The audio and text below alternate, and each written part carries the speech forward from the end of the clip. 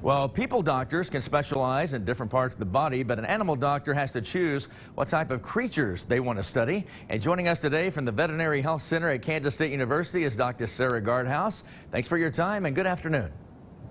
Hi, thank you so much for having me. Well, first of all, what's considered an exotic pet?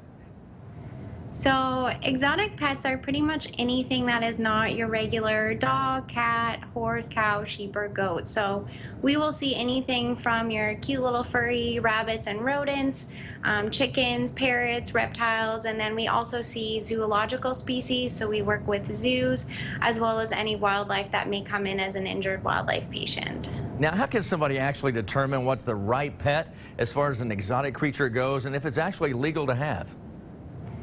So it's a great question. So every state and county is going to have different guidelines on what can be kept as an exotic pet. And so before anyone even considers undertaking ownership of an exotic pet, they should always look into if it is legal to own that animal. And even if it is legal, then they have to question if it is the right pet for them. And so that's why having a veterinarian who's comfortable with exotics is so important, to make sure that they can help you make the right decision for your pet.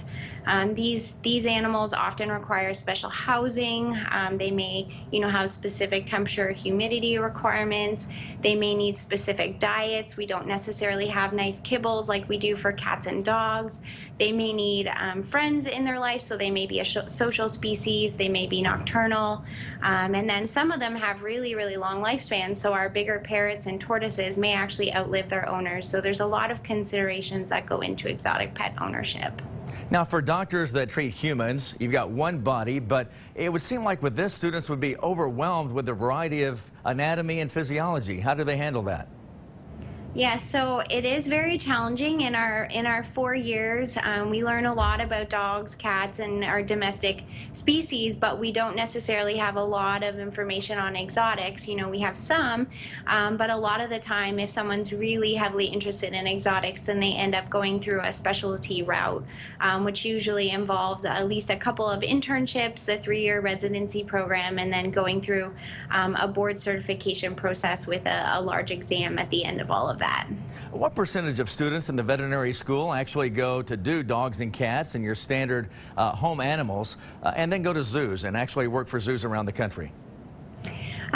So there are some smaller zoos that will work with veterinarians that see dogs and cats, but for any of your larger zoos, for the most part, those are veterinarians that are considered exotic animal specialists that have gone through that board certification process.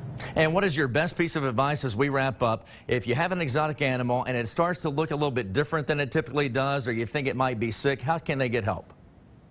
So the best thing to do is when you have an exotic pet and they're healthy is to establish a relationship with a veterinarian who has comfort in seeing exotic animals. And that way, if there are any concerns that you have, you can immediately be able to reach out to them to have them take a look for you. The other thing that you can do is make sure that you're doing annual wellness exams with your veterinarian. And often we recommend that owners will also weigh their animals at home just to make sure, it's an easy way for us to monitor how they're eating and how they're doing overall at home. Dr. Gardhouse, thank you for the insight. I've learned quite a bit too, and happy holidays to you, by the way.